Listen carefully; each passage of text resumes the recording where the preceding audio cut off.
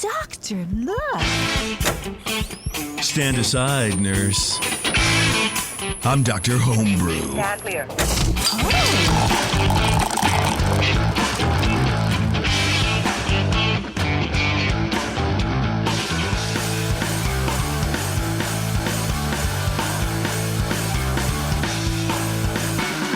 What's going on, everyone? Thanks a lot for tuning in to another fine, fantabulous episode of Dr. Homebrew.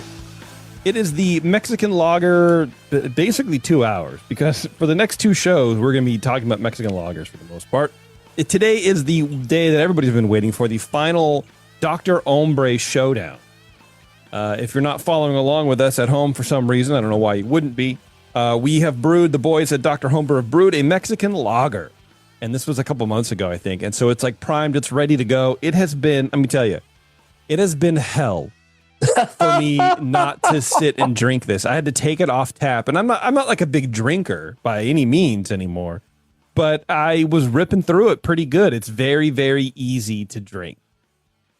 That's good. Yeah, I like, it's like, oh man, okay, here we go. And then, I brewed a brown ale and I'm drinking that instead. And so it's nice to be able to go back to the Mexican lager and be like, okay, this is what I need. This is what I would like. This is what I would enjoy. And it's fun to like drink it because this beer, it's changed since I got it in the keg, and we'll talk about it a bit later. But in front of me, I have 4 beers. I know technically we have 3, but Brian Cooper went above and beyond. He got extra credit and he dry hopped some. And we're going to do a blind tasting. Shar, were you able to set that up? No. Okay, that's fine. That's fine. Don't worry about it. It was a last minute thing-a-reno, so it's not a big deal. But Cooper and I, they're all labeled. They're in front of us. I don't know whose is whose. I guess, Coop, let's just go through them and drink them, or what should we do? Is that how you want us to do it?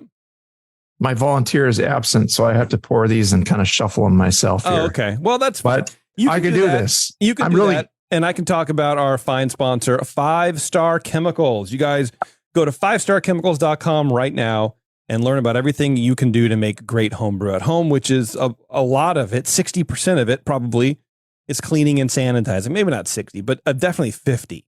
Cleaning and sanitizing, that's the way to do it. If you want to make high quality beer, if you want to be entering competitions, if you want to get great feedback, you don't want to give judges beer that's been contaminated by a dirty spigot on your fermenter or your bottling bucket, or you didn't clean your wand out, or if you use a bottling wand, you haven't taken off the little nozzle at the bottom and taken the spring out and cleaned all that out. If you haven't done that, you're sort of wasting your time and effort bottling beer for competition. But if you want to learn how to do it, you clean and sanitize with 5 Star Chemicals, Star San, PBW, all the other stuff that they have. They have PBW tablets now. They have liquid PBW, all that kind of great stuff. So go over there, check it out, 5starchemicals.com. And then while you're over there, join their Homebrew Club program. You get free stuff. You get monthly, informational emails and stuff like that. And they don't spam you or whatever. So check that out too. Or you can just, excuse me, you can just go directly to their website, which is 5starchemicals.com/homebrew-club-program. And they're the amazing, wonderful people who bring you this show each and every month. Yeah, Mills is in the chat. Yeah, bro, but you have to clean that, man. Come on. The first gusher I had to deal with on this show ever is mine. Oh man, that sucks. Oh man, that's good podcasting though. Sure, yeah, I guess. I don't know, whatever it is. Anyway, lads, what's going on? You guys excited for this as I am, or what? Let me tell you how excited I am for this. I want you to taste my dry hopped Mexican lager and tell me, is it the best dry hopped Mexican lager you've ever tasted? Because I don't know. I've had too many dry hopped Mexican lagers. I know. Maybe it's just something you shouldn't do. Yeah, I guess. All right. Well, I'm gonna start with A here. It's a nice color. It's pretty light. Nice little carbonation going on. God, what if I pick my beer as last? That would be awesome. Okay. Wonder if it's mine. Okay. B is very light. My B is very light. Look at these 2 beers. A couple SRM different, but this one it's almost looks like cider. So one of you guys did a great job. Kind of smells like cider. That's very dry, kind of tart almost, maybe. Not tart. Tangy, crisp, probably mineral is what I would guess, like a pH thing, but I don't know. C, I bet I picked out the dry hopped Mexican lager because it smells like Flintstones vitamins. All right. Okay, yeah, that's definitely that is a cold IPA. Is it a little too much? Did we go a little too crazy there? Okay. I'm looking forward to this cold IPA I'm hearing about. And D is God, D is interesting. It's there's actually a lot of butterscotch in there. But it's not awful. I think with like the recipe, with everything else that's in that beer, it's not awful. I wouldn't call it good. It's flawed, but like the flavors are good. And the carbonation's great. This is the best carbonation of them all. Kind of wild. All right. Okay. Well, I have successfully randomized my beers by just shuffling them in front of myself. Okay. Well, yeah, there's one minor problem. I did pour them all for myself, and I tried not to note any appearance differences, but there may be some slight bias in here. You know what? We are not scientists. Don't worry about it, brother. Yeah. You're good. Okay. So I'm going to go. And you were the one who wanted to do this. I did. And then I'm the only one who had an assistant. Well, yeah. My kids at swimming lesson. What are you going to do? Oh, okay. Yeah. What are you going to do? It's been a long, long day, and it just wasn't going to happen tonight. Yeah. Understandable. All right. Okay. Yeah. This first one smells really clean, really nice. Little corn. It's fairly clear. Oh, it's got a nice little edge to it. It's got a nice little, it's dryness, and it's refreshing. It goes out the tongue. Nice and cleanly lagered. A little hop that comes up to meet the malt. A little floral and spicy. I like that one. It's a contender. Okay. The second beer in my lineup. Wow, this one is light. It's lighter aroma than I think the first one that I'm tasting here. But it's still got a clean little graininess, light overall, faint corn, very faint floral hop. Okay, that's light and refreshing. It's got a little more sweetness in the mid palate, I think. It's got a little smoother feeling to it than the first one, which had more of an edge from kind of a bitterness, like more of a chalky kind of impression. And yeah, this one's really smooth. Like you could drink a lot of that. You seem surprised. I don't know. Okay, this one I'm getting a faint touch of diacetyl in it. It's a little bit hazy. A little bit of a bitter edge. This one's hoppier than I think a Mexican lager should go to. I mean, the hops can come up. It should be fairly even between hops and malt. Sometimes it can lean towards the malt. Very occasionally, it might lean a little bit toward the hop, but this one's got quite a bit of hop in it. And I don't dislike it. I don't have the dry hopped one in my mix either. So this is just the first three, not the dry hopped, unless somehow somebody slipped me one. But yeah, I'm drinking that one too because it's the only one that have the flavors of, and it is, I like the bitterness. I think that's what makes it still consumable, I guess, with that butterscotch, platform in there. The malt tastes good, and the hops it's very bitter, not very bitter, but very firm bitterness, almost like a German Pils bitter, maybe edgy, a little bit more. Yeah.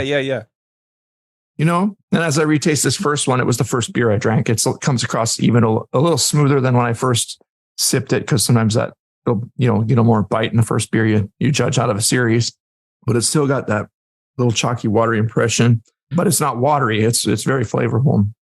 So let's see. I think for me, it's between the first two that I'm tasting here. I think the second one in the series there is maybe even a little bit too smooth. It's, it should, in the flavor, it should be, have a medium low to medium bitterness with a crisp, dry, well attenuated finish. I'd say the number one is probably a little better attenuated, and the second one has a little more sweetness to it. So it's playing more like maybe a light, I don't know, Hellas with a little touch of corn in it or something. It's just like, or like, I don't know. But I think I like the first sample better, and then the second one, then the third one here. So I'll just go with that. Okay. The problem is I have to go. I have to go pop out to the garage or to the kitchen. What they are. Okay. All right. We'll talk among ourselves. So, Coop, did you have any of these that you thought were like really cloudy or not as clear as the others? Yes, one of them is cloudier than the others. Yeah. This is the third one in the mix. So one of these things is not like the others, they would say on Sesame Street. Yeah, for sure. When I was 5, it was like 1970 to 71. That was my favorite thing on Sesame Street. It probably still is. Okay. Yeah. So for me, A was my beer, Okay. B was Brian Cooper's, C was Brian's dry hop, and D was Brian Shar's. And I went out to look at the bottle. My wife left them out on the counter, and yeah, you were right, Shar. There's some like cakey foam that's just dripped out. I was like, oh man. Okay. I have a story for you boys later. Okay. All right. Okay. Give it to me, Cooper.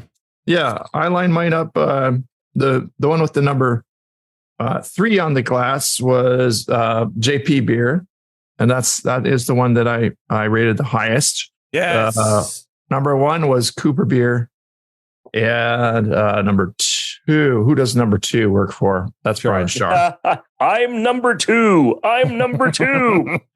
So yeah, as far as like what I liked better, I don't know. I think my beer, but it's interesting because drinking out of the 10-ounce festival glass that I always drink out of at least, and then out of this Nonic, like 16-ounce or 20-ounce order, they taste different. Yeah, I believe you. We've talked about this on the show before. That's true. Yeah, out of this Nonic glass, I get more corn, and out of this, it was tasting kind of thin. Out of the small glass, it was thinner. Same beer. Same exact beer. Yeah, Okay. yeah. Weird, right? Like that is so. And I used to just poo-poo the glass design means a thing, but it does. It really, really matters, especially I think with lighter flavors like this. But I don't know. It really I find does. that weird. I'm not sure if anyone. That's an area of research that I think would be really hard to do, but would really be useful. So I'm not sure if anybody really knows why. Like there's homilies about, this you want to have this shape for this purpose. I'm not sure anyone knows that. You know what? There is, I think Rydell, the German glassmaker, I think does a lot of research on it. And I want to talk to a couple people that I know and see if we can talk to someone about that. Obviously someone in the States maybe, but because that'd be super great. Fascinating. Yeah. I mean, especially for like a homebrew thing too. Like it would be, I don't know, maybe that changes the face of judging, or instead of it's these solo cups, it's, you can't really, it's the same shape as like a judging cup, but what we really should do is to design and market a Dr. Homebrew designed glass. Like, are you kidding our me? perfect tasting glass. The Super Nonic. The 8 people who listen to the show will be right. And that's the other thing, right? No, we have 10. I'm kidding. I feel like every glass shape has been done already. Like, what are you going to do that's different than like, because I can go in my cabinet right now and pull out 10 glasses that are literally different shapes. But just for like festivals and stuff like that. I feel like everything's been done, We ask AI. Oh yeah. Chat GPT, which of my glasses would work? We do a mid-journey of a glass. Yeah, why not, man? Speaking of mid-journeys, let's take a break real fast. We're going to come back and we'll figure out what we're doing next. So hang on, everyone. It's Dr. Homebrew. We'll be right back. What's up, homebrewers? Hey, let me ask you a question. You spend a lot of time making your beer taste the way you want it to, right? Some of you even send beers into Dr. Homebrew for feedback. Well, the next logical step in your creativity is to craft some labels for those beers. And there's nobody better at creative labels than GrogTag. Their easy-to-use designs let you turn out some pretty amazing stuff like labels, bottle caps, coasters, even six-pack carriers with minimal effort on your part. They have a range of label sizes that fit any vessel you can think of. Bottles, cans, growlers, kegs. GrogTag has you covered. Head over to grogtag.com today and check out their line of amazing, fully customizable templates and get your beer looking its best. GrogTags are water resistant, reusable, and will have your naked bottles looking great in no time. That's grogtag.com, and be sure to use code BNARMY at checkout to save 10% on your order. Dr. Homebrew, please report to the ER for code blue. Dr. Homebrew to the ER, please. No, and your tea time has been moved to 2:30. Thanks for sticking around, everybody. We are back. Cooper and I ran through. We picked our favorite beer, which was mine. I think we can both agree. Brian Shaw, what was your favorite? Now that you know who's, whatever, you know. You know, it's difficult to tell. It's not mine, but I would say that part's not hard. My favorite's not mine. Mine's my least favorite. JP, I like yours. I think it's good. I love the assertive hopping in this. I don't think it's excessive. It's not a cold IPA, but I think it's good. There's something at the flavor at the very beginning that I don't like. Fuck you too. and I'm not sure what it, but it's probably my perception. It could be what I think it's a really good beer. Let me guess what it is. I mean, is it like a sharpness? No, it's like a malt, or like maybe like a malt type, a malt related character, like maybe an adjunct. There's just something on the malty side. We did the same. All used the same malts. Yeah. Yeah. Well, I know we all use the same malts, so maybe it was something that was in the growler. You know, that can happen. But I mean, it's not bad. I like it a lot. Okay. Cooper's, I think, is more international pale lager. Yours has more character, and in some ways, I'm not sure that character is what you want from an international pale lager / Mexican lager, but I think you need to have something there that gives it a Mexican lager character. Otherwise, it's just international pale lager. There's 1,000 of those out there. So JP, I'd say you probably edge out Cooper just a little bit. Yes, I edged Cooper, you guys. You heard that? Woohoo. I'm the edging king, man. That's hella cool. Yeah, that's so weird. I mean, yeah, the difference is between these beers, which is why we did it. And I really want to talk to you, Shar, about your brew day, because you did it on stove and you still made it what I think is still a very drinkable beer. If we could have got rid of that butterscotch, yeah, then the only fault would be like, maybe it's a little too bitter, but it tastes great. The carbonation is rock solid. But just in case anybody forgot, here's the recipe again. This is for 5 gallons. It's 4 pounds, 14 ounces of Great Western two-row. I think is what we used Viking. I don't know. Viking. Yes, the Viking pale malt. 1 pound, 1 pound, 10 extra ounce. light, I think. The extra light. Yeah. There you go. Yeah. 1 pound, 10 ounces of flaked corn, 1 pound, 10 ounces of two-row, Pilsner two-row German, 3 ounces of Vienna malt, and then it's Magnum at 60, which is 0.37 ounces, Spalt at 5, which is 0.37 ounces, and then Tettnang at 5 as well at 0.37 ounces. Yeah. So, and I used for yeast, I used the Cellar Craft, I think is the name, the dry yeast, and I think it tastes great. And I'm all aboard with dry yeast now, man. Like I used nice. the Cellar Craft or whatever it is for the brown ale I made. I think it was rocking. I have not had without doing starters. I just sprinkle it on the top and then just let it go. I don't touch it. And I shake it whenever, like the next day. But aside from making starters, when I used to make starters, I've never had fermentation start this quickly, like ever. And I do 2 packs for 5 gallons. It's one of the virtues of dry yeast, right? Because you're making a lager or you're making a high gravity ale, something you want to pitch a lot of yeast for. It can get expensive to do that for liquid yeast, or you end up doing the thing where you make a 5-gallon starter, where you make like a 5% beer and then you pitch your wort on top of that. I'm not trying to do that, dude. Yeah. Yeah. We've all done it. And if you are good with sanitation, it's not going to hurt you, but it does introduce that delay into your brewing of sometimes, because like you need to brew a beer before you can brew. It's like that you have to smoke 2 joints before you smoke 2 joints. That's right. And then you smoke 2 more. Yeah. Like, how do you ever start? Because you always have to smoke 2 before you can smoke 2. I don't know how you get started with that. Maybe that's the conundrum. It is. I think it's just heroin logic. That's all. It really is. Yeah, I think that the dry yeast is a great choice for yeast or for lagers or for high gravity ales. Probably a great choice for other things too. Yeah, I didn't talk to. I just edited a Bruce Strong episode where Jamil spoke with a guy from Lalmont about a lot of dry yeast stuff and whatever. it was cool. And they were talking a lot about how far dry yeast has come. And, Lauman's really been like sort of pushing that technology. And, now you can make it do different things. Like, Yep. and it was That's like a good job. $4 for a packet. Yep. And what was the style that you used? Oh, fart, dude. I don't remember.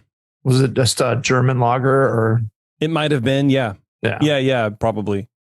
Yeah. For the brown, I just used like the American or whatever, but I think it was a lager. Yeah. I think it was like a German lager. Yours was, what was it? What yeast brand? Do you remember? It was the, Well, I think it was like Cellar Tracker or Cellar Maker. No. Cellar Science. There you go. Yeah. That sounds right. Shar used the Weihenstephaner strain, right? No, I used the White Labs Mexican lager yeast. I think it was the 970. Yeah, the 940. Oh. WLP 940.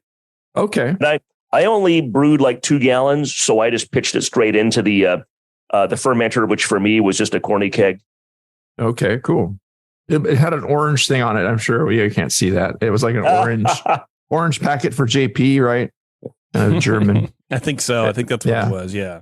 And for mine wasn't a lager at all. I used the Lutra yeast, the Omega Kvike. Yeah, that's right. So it's not a lager.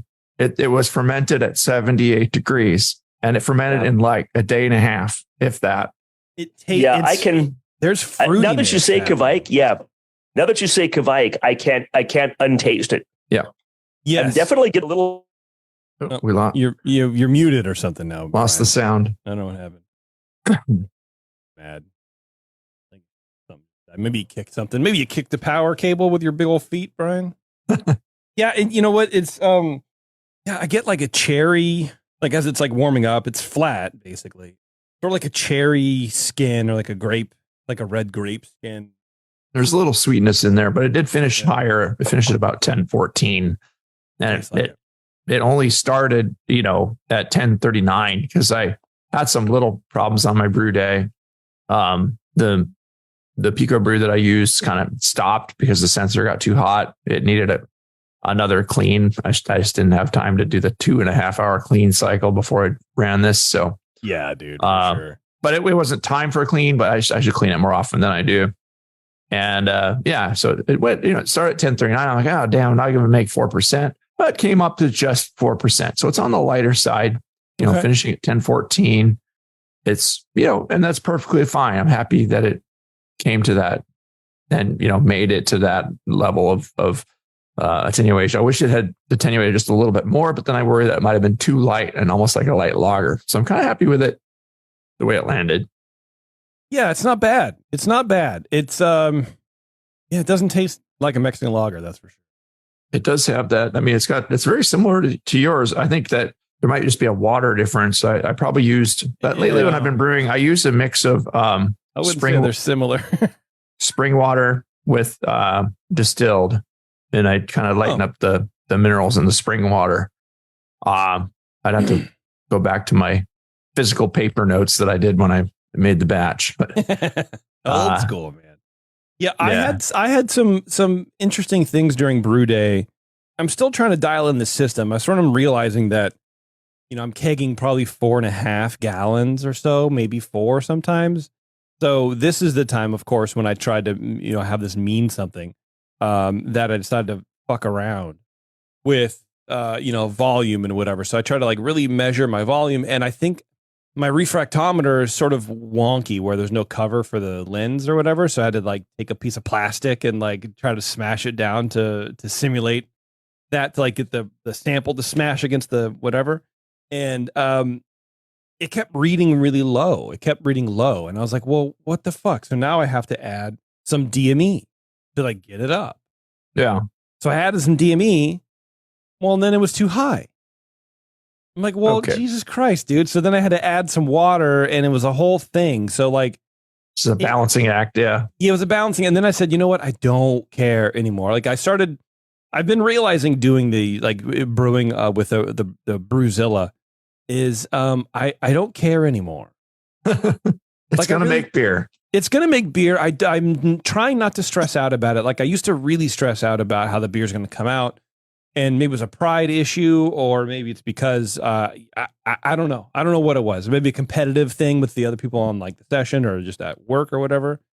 And I'm realizing like I don't care. And the Robo Brew is great for that because you can sit there and not care. Give us some notes, Brian. What did you decide from these beers? Let's talk about it. Okay. Yeah, so I judged Brian's first. I judged his last night. He gave me 2 bomber bottles, but I didn't want to judge yours yet because it was in one big growlette, and I didn't want to. Ooh, a growlette. Okay, like a clean canteen, like a half growler thing. Don't feminize me. Come on. Yeah. Kidding. So I judged Brian's first last that makes night. sense. Yeah, and then here we go. So it had a nice hiss upon opening. Seemed to be well packaged and carbonated. You saw that little CO2 plume rise up out of it. Oh, nice. And in the nose, I got a pleasant, clean, low maltiness with a touch of corn-like.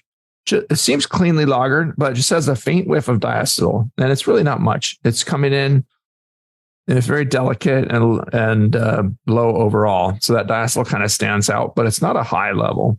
No obvious esters here. It's not very sulfury, no DMS-like or acetaldehyde character. The beer is yellow and lightly hazy. This is actually a little more hazy on my sample. How dare you? The one that I just poured, the second bottle. But, maybe it was the last one I got shaken up or something. Who knows? You can have a little bottle variation. Shars. Oh, they're not mine. This is Shars, yeah. Oh, yeah, then fuck it. Who cares? Yeah, mine's hazy too. But he had a lot of yeast in the bottom of it. Yeah. So, yeah, it was kind of a nice creamy looking head, good texture, very fine bubbles mainly. Yeah, he has the best carbonation out of all of them. The head persisted well. It almost looks like a wheat beer appearance. Flavor-wise, it has a low grainy aspect with a medium low hop bitterness coming up to meet that. Accents the malt really well. But I wonder if it was maybe just a touch high. At least it was kind of unexpected for me to have that much hop in it. Can you guys hear me? Hey, yes, there's the boy. I got a new laptop, and for as much money as it costs, it's a colossal piece of shit. And this is just what happens. Okay. Good, I'm going through your score sheet now. So yeah, and the flavor again continued.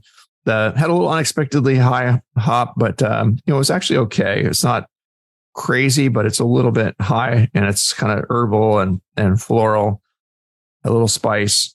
But yeah, it wasn't getting any serious buttery note in the flavor. I think maybe the hops and the malt, the corn-like part, and everything else that's in there kind of covered that up a bit. The beer seems quite dry and well attenuated. The bitterness seems just a little bit rough, and it does linger a bit in the aftertaste. But yeah, that again, that diacetyl that was there in the nose has to be very, very faint because I'm hardly getting it in the flavor or the mouthfeel for that matter. But yeah, the low corn is there, but it's a little bit masked by the more flavorful aspects of this beer.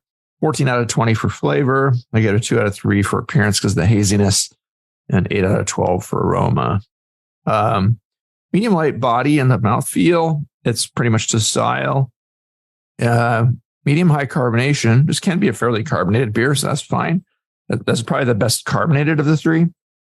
Has a hint of a bite, possibly combining that carbonic with a little the bitterness from the flavor, kind of combining with that carbonic bite to make it just a little bit more biting than some. No warmth really or any creaminess. It's not astringent, so it's pretty okay in the mouthfeel overall. In the overall impression, I would say it's a clean drinking Mexican lager. It has a light bitter edge, but it's still quite well lagered and drinkable.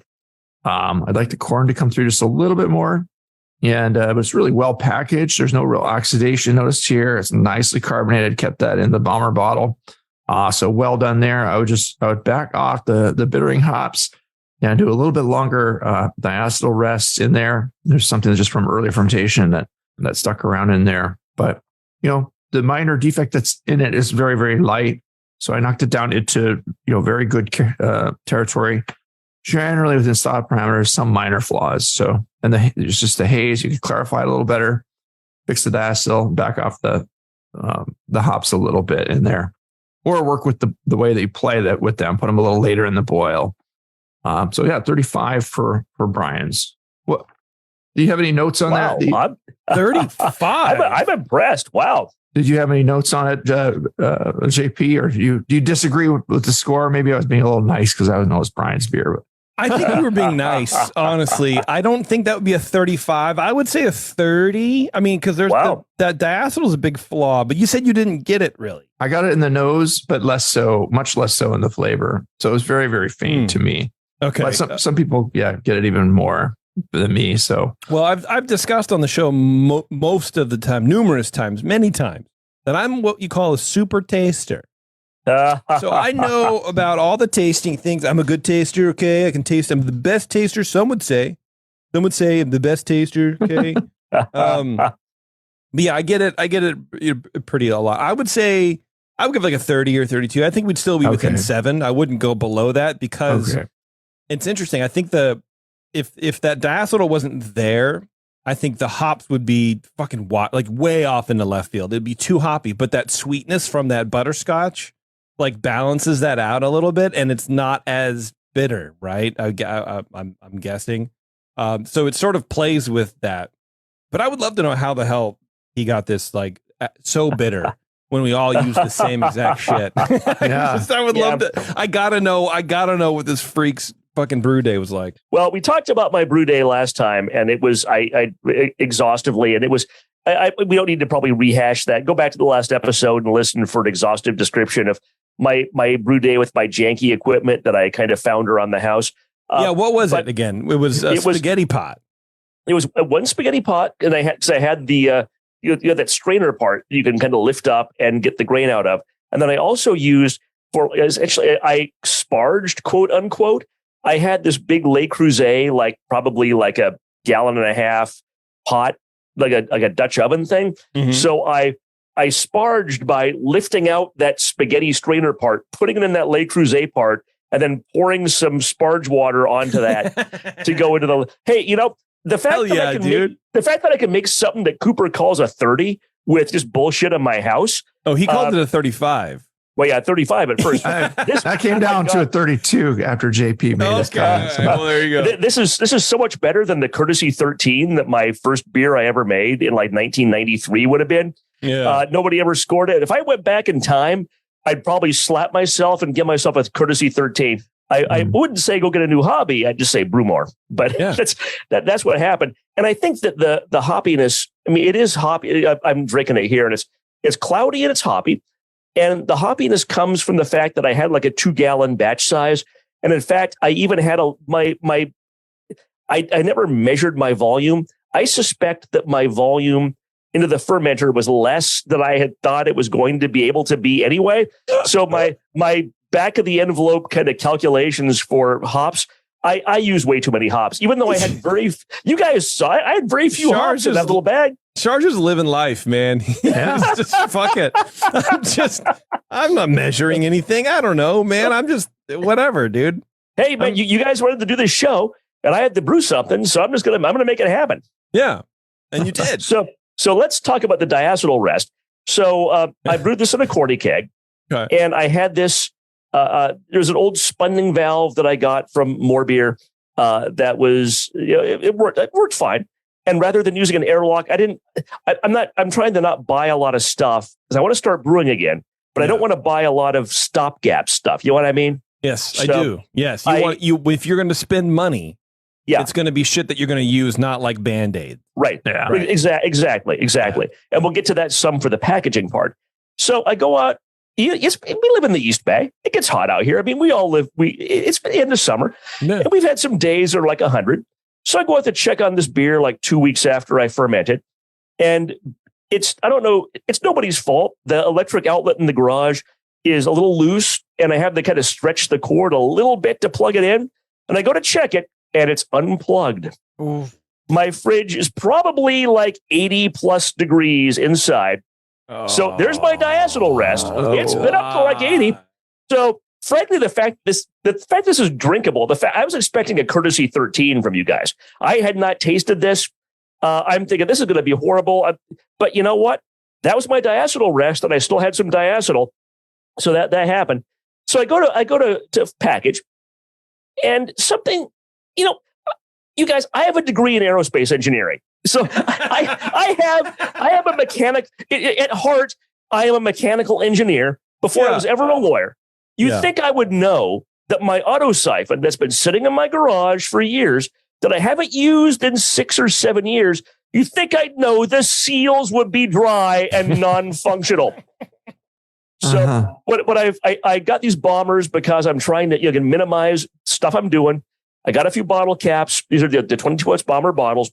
I filled them each with Star Sand and partway shook them up, on the counter with some Star Sand in them so I could shake them up some right before I fill. So that's happening. And I get madder and madder. This is like 7 o'clock. So this is like 7 a.m. like last Thursday. This is like less than a week ago. Wow. It was a very busy week. I'm like, I've got to bottle this stuff now, or it's not going to carbonate or anything before I get it to the show. So it's like 7 a.m. and I'm flipping out because the siphon won't work. So I'm like, okay, my plan had been to use the auto siphon, fill up a pitcher, and then use the pitcher to pour that into the individual bottles. I have a funnel that kind of matches. It's not small enough to go in the bottle, but it kind of matches the diameter of the opening. So yeah, this is just horrible. And again, I don't want to buy a bottling bucket because I'm not. That's what I don't want to waste that money, right? I'm going to start kegging again at some point. They're expensive. They're like $15. I know. Well, they are. They're expensive as shit. Well, I know it's 15 for. I don't want to spend. I don't want to go out and spend all this money for stuff I don't know I'm never going to use again. The auto siphon I would use again. I just didn't think about that having the seals that weren't working. Right. So I end up in sheer and utter frustration. I take the corny keg, I Star Sand like the handles, one of the handles. I grab the other handle and I pour the beer through the handle that I've Star Sand into the pitcher, and then take the pitcher and fill. Dump the Star Sand out of these bottles and fill it up like. Hell yeah. For those of you listening on the pod and not watching, JP is, I think, he's just kind of beside himself right now hearing this nonsense. And I use those fermentation drops, those like Munton's fermentation drop things. God, suddenly it's 1998 all over again for Brian Shar. I've never used these before. I somehow found a bag of these at More Beer Concord, over by like the weird. They do work. I will say do. that. Yeah, I put two in each. Yeah, they're like cough drops. They're like little cough drops. Yeah, I put 2 in each bottle, which is what the instructions said, which is probably why I'm the most carbonated. And I'm surprised after 6 days, it's carbonated like this. It still has. This has been sitting. It still has a nice little ring around it. Like it is very well carbonated. Yeah, mine still has a head, and I have my thing. You can see my USS Cerritos thing for the on my glass. But yeah, it's hilarious. I'm shocked. I thought this would be. I smelled it coming out of that keg, and it smelled good. It didn't smell. I was thinking with all the stuff that it had been sitting in that fridge, God knows how long, with the fridge being off. And it being like 90, 100 degrees here during the day, I'm thinking that there's no way this isn't ruined. And the fact that it's still like a 30 is kind of a testament to things like Star Sand. I'm not just blowing smoke up our sponsors' butt here. I mean, the stuff like the things like Star Sand, things like the kind of ingredients we can get, the kind of yeast we can get compared to what we could get in 1993. I mean, 1993, you were lucky to get a package of dry yeast that wasn't all dead. It was all Nottingham too. Yeah, like, pretty much. Cool. So that was my packaging day. So it was entertaining, but it got the job done. And frankly, I'm pleased that it gets me to like, a 30. It's not perfect, but it's not total ass either. Yeah. Well, I picked it up on Sunday, and you'd only been doing it since Thursday, so that's like 4 days, and then it went right into my fridge since then. So, and here we are Wednesday. I'm hearing a little echo of myself there. Oh, yeah, me too. But that's why I had my kids. They very kindly Sunday morning put this stuff in a cooler and put it out in the out front of my house. But I left it out on like a bar top here at home in normal temperature, so it would have like hopefully 2-3 days to try to carbonate. And I guess these fermentation drops actually work pretty well. Who knows? Yeah, no, they work. Yeah. They work great. Very good. You want to read mine? Okay, You want to do mine? let's do that. On to the The growlette. star of the show is what you mean. Yeah. I think is right. All right, this one. I'm honestly, I've always said about myself, I can't do pale beers and I can't do lagers. And Wow. like anything darker than a pale ale, I can't. There's no way. I can't do it. But Apparently, this beer, you can. I know I did an amazing. Honestly, I did an amazing job. I'm pretty much the best home brewer that's ever lived. So yeah, I'm actually going to write into the HA to have them retroactively award me some medals. So you're home brewer of the year then. Yeah, basically. open the mini growler. Couldn't really see the fill level on that, so whatever. Check the box. Yeah, it was hard. In the nose, fresh smelling, grainy malt, the light, clean corn behind it. Well executed lager fermentation apparent. No obvious esters or DMS, diacetyl, etc. There's a faint spicy floral hop here. Really comes through nicely, but it's clean and light overall. Really pleasant aroma. I gave it a 10 out of 12 there. Appearance, lightish yellow color with good clarity, a fine white head that fades to a collar after a short while, but that's okay for the style. It can fade fairly quickly. Mainly fine bubbles there. 3 out of 3 for appearance. In the flavor, a clean, grainy malt with low, pleasant notes of corn, medium low bitterness. Seems very well attenuated. A little of the light white bread and white cracker like quality does come through too. Okay. The hops are low, spicy and floral. The balance is mainly to the malt, but the hops balance it out nicely. It's light overall, but flavorful for a smaller beer, especially. I'm not getting any DMS or diacetyl. Again, just a clean lager character, a light grainy corn with a flash of hops in the aftertaste as it kind of dries off the tongue. And that's what you get. Just, real refreshing beer. And that kind of carries into the mouthfeel. It's really crisp, has a nice, a little low carbonic bite, which can be in the style too. There's no astringency, not really creamy or anything like that. I would say medium carbonation level. That's okay. Probably want a little bit more carbonated for the style. Refreshing, very easily drinkable, even when it's quite cold. And it's really cold coming out of this insulated little half growler. Nice. But it's not too biting. Just say medium light body, kind of right where it should be. Overall, it's a 4 out of 5 for mouthfeel. Overall, very clean drinking Mexican lager. Nice use of ingredients and great lagering technique. I enjoy the modest complexity of malt and the pleasant light hop that comes in such a summery, light, lawnmower beer. You could clarify it just a touch better, perhaps add just a little bit more corn, as this isn't quite coming through as much as I might like it to. But it's really nice. I thought it was too much. I was a little concerned that it would be too much, and I think over time, over the month or whatever it's been in the keg, the corn has backed off a little bit, which I was a little surprised about as well. Well, I'm tasting it really cold too. This thing, the growler just keeps it super chilled.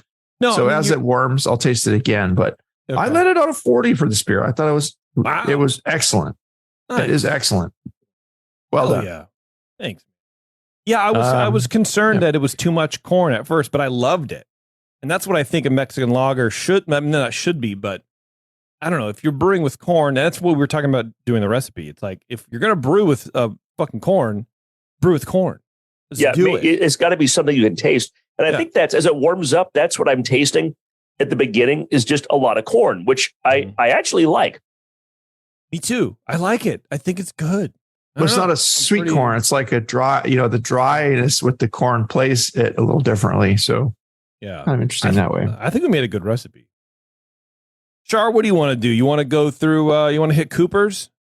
Well, did you do a sheet for JP's or no? I didn't do a score sheet for our beers for this show. Okay.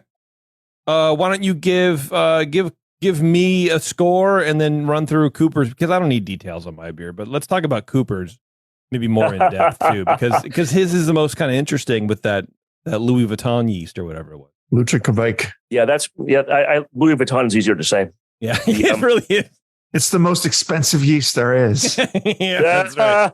But is it good? Well, I don't know, but it's expensive. Mm-hmm. It must be good. Yeah. It comes in its own designer handbag. A lot of people claim to like it. Tell you what, let's take it before you do that, Shar. Sorry, let's take a quick break. It's a good idea. Take our final break. We're going to come back, and then we'll go through my beer and Cooper's beer, and I guess that's it. We're done. Yeah. Cool. So hang on, everyone. It's Dr. Homebrew. We'll be right back. Hello, fellow BNers. This is Sully from the 21st Amendment Brewery located in San Francisco, just 2 blocks from Giants Park. Before Nico and I opened the 21A and before I was a professional brewer, I homebrewed on my small 4-burner apartment stove in a back house in Santa Monica, California, making my extract brews before graduating to the daunting idea of all-grain brewing. Homebrew books and information was hard to come by back then. The internet hadn't been invented yet, along with other things we take for granted today, like electricity and potable water. One thing I wish I had back then when I was learning was a radio show that could teach me the ins and outs of brewing and answer questions that I had about homebrewing, a resource for making great craft beer. The 21st Amendment Brewery is excited to be a proud sponsor of Dr. Homebrew, a great show that teaches you what you need to know about making incredible beer. Good stuff. Listen up, you might learn something. I certainly did. And thanks for your support. Tasty Crack Kings. The leader in affordable, high-quality kegerators is here. Introducing Komos, the kegerator designed with serious beer drinkers in mind. It features an all-stainless steel draft tower, a major upgrade over traditional chrome-plated brass towers, and Komos keeps your new tower cold with their air-cooled tower fan, wrapping your beer lines in frigid coolness. Your beer is poured from innovative forward-sealing faucets that don't leak, so they stay cleaner for longer. Dual gas inlets on the rear of the fridge allow you to run both CO2 and nitrogen gas. Serve your beer with CO2, serve your kegged wine or even cocktails with nitrogen. The digital temperature display has the largest range available, allowing you to use the Komos Kegerator for fermentation if you need to. And now Komos Kegerators ship with duo-tight draft fittings for that click-to-connect assembly we've all dreamed of.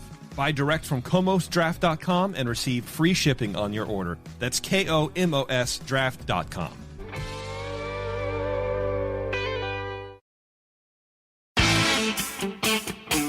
I'm sorry to tell you this, but we're going to have to pour you out. Back to Dr. Homebrew.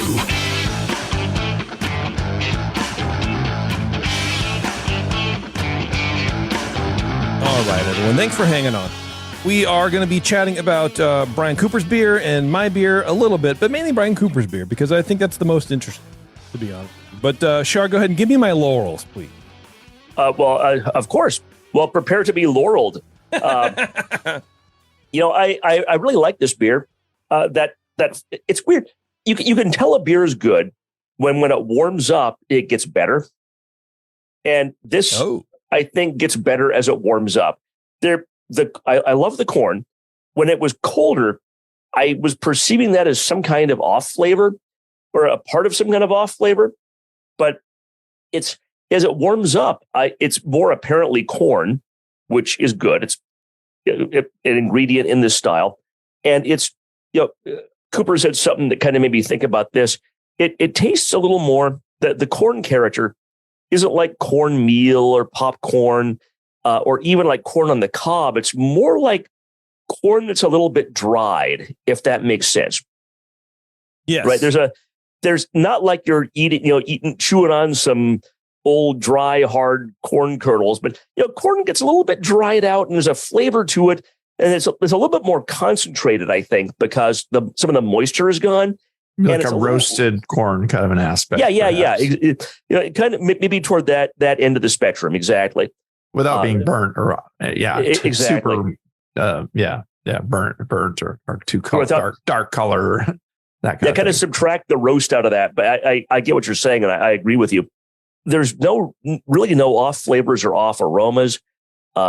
Maybe a little more carbonation would be nice. A Mexican lager. It's funny. I had a Pacifico last week, and Pacifico is one of my favorites.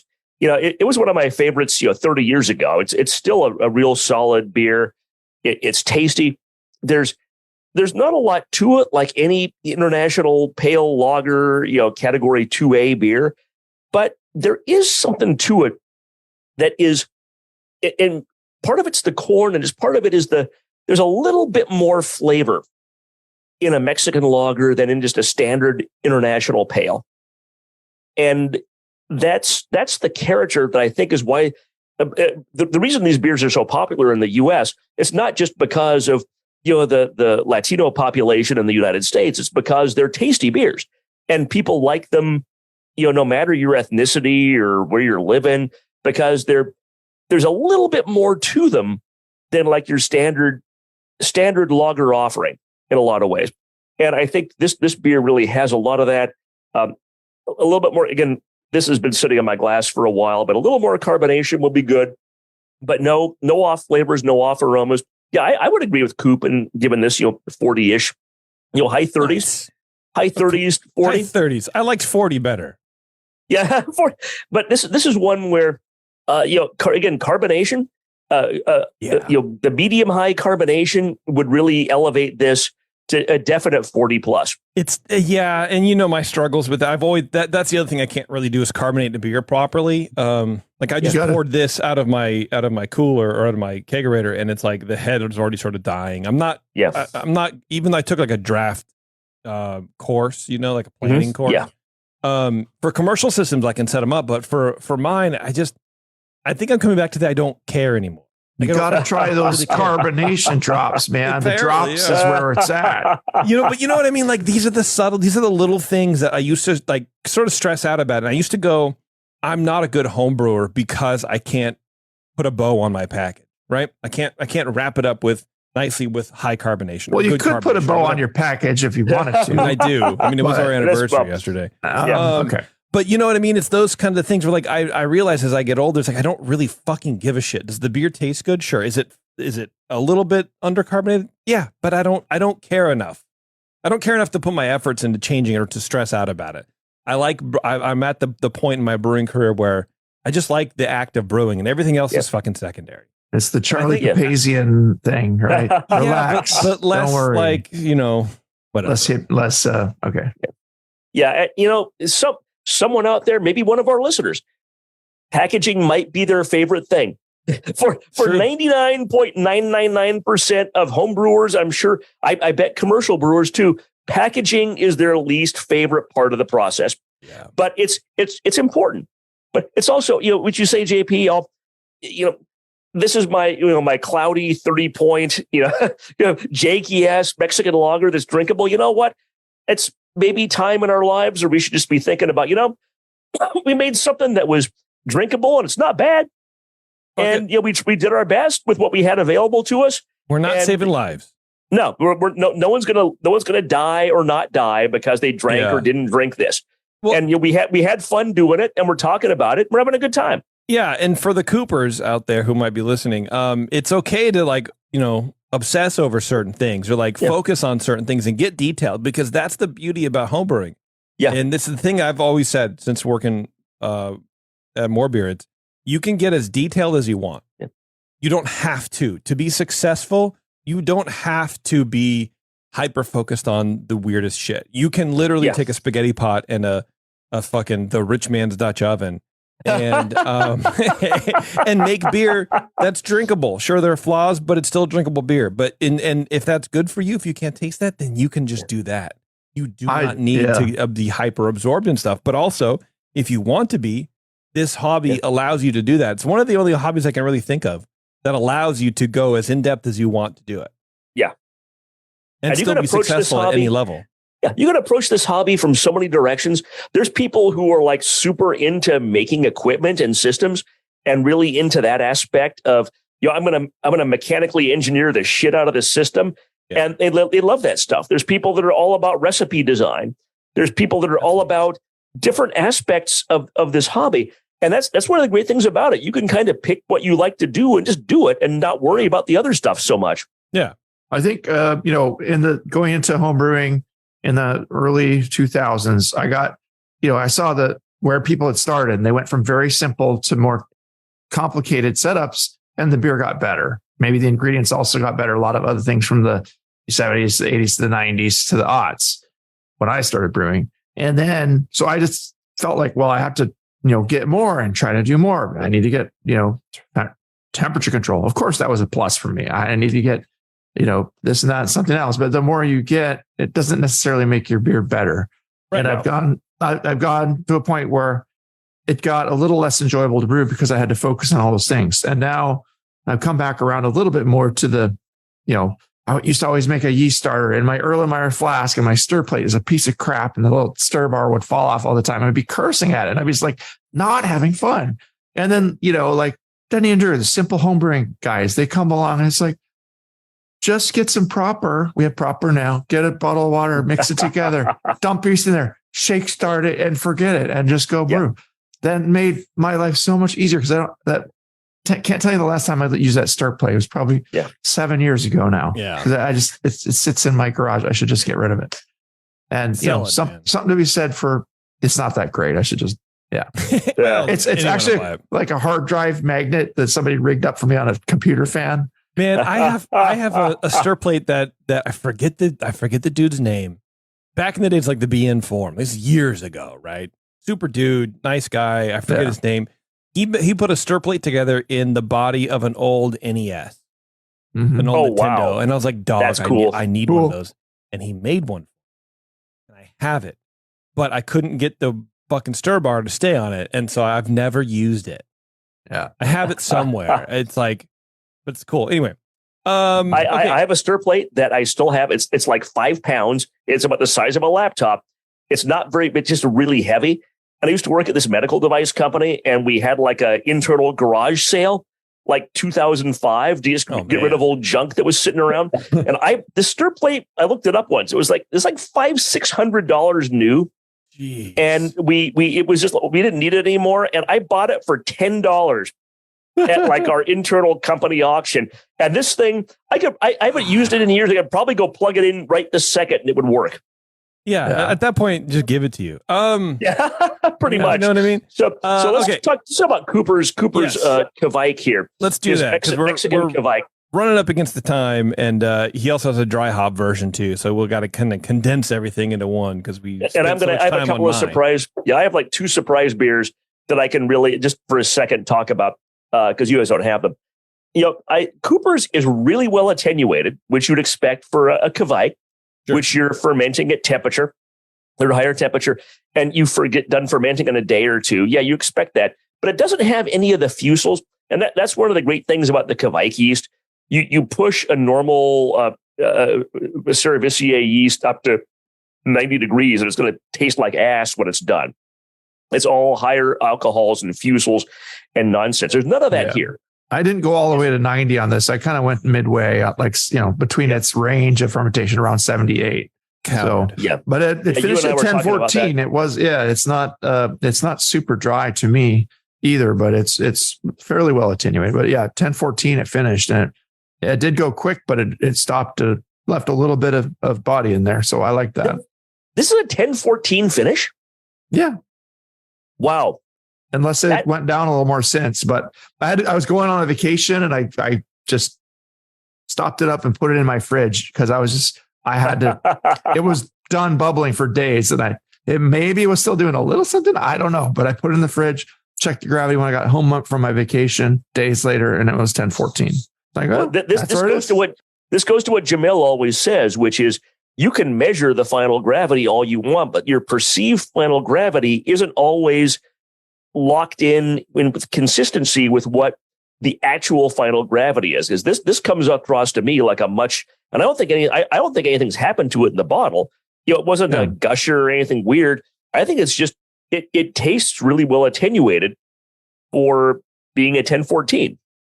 Well, it's also on the lighter end for style. It's on the more like the 4%, 3.9% kind of territory. So it's very low, it's a low alcohol beer to start with, but it's even light for the style.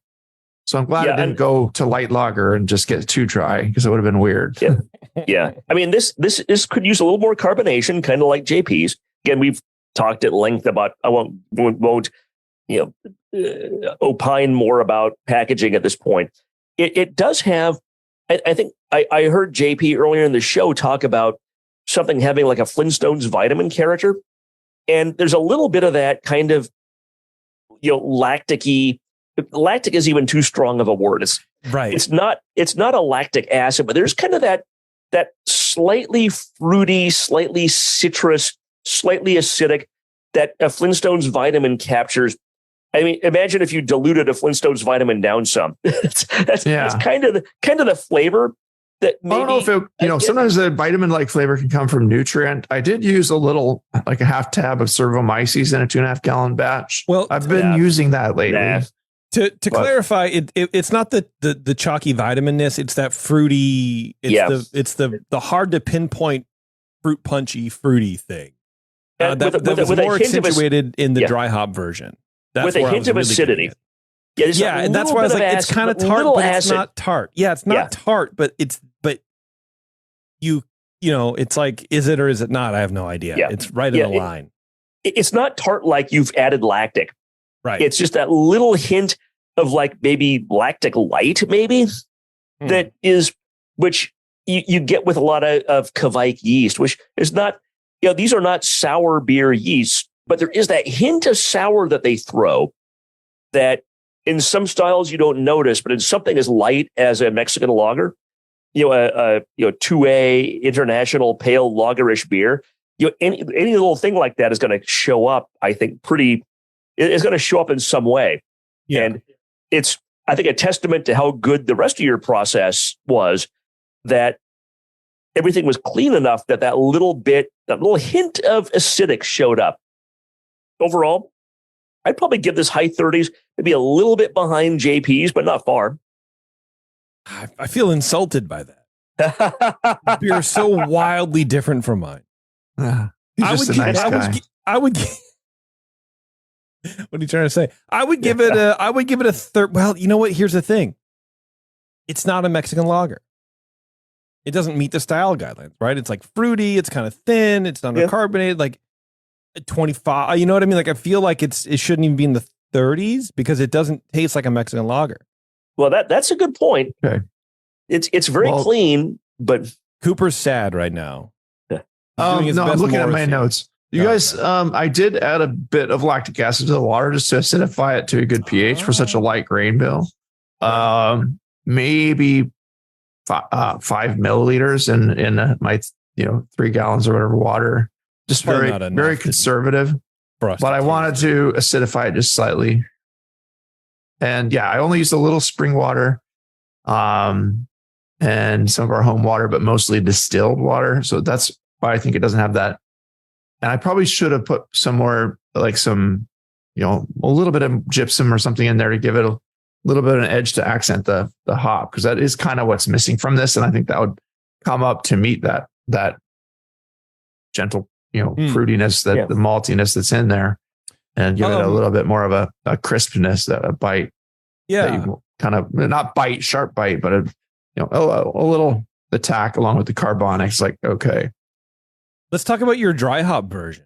What did you dry hop with? Because that's what I was commenting on, that Flintstones vitamin kind of aroma. Yeah. So I poured 2. I think I poured a gallon of it off when I was transferring into a small little 1 gallon growler that I have, or 1.5, whatever it is. And I've had a couple packs of hops I just gotten from, NHC or whatever. I had a 1 ounce pack of Lemon Drop and a 1 ounce pack of Zamba sample size, just for fun. Oh, wow. And just put it in these, because I kind of like the dry hopped lagers lately. Yeah. But the other thing that was going on with this beer, so I put it into a 300 micron like hop screen that went into the keg that it was living in.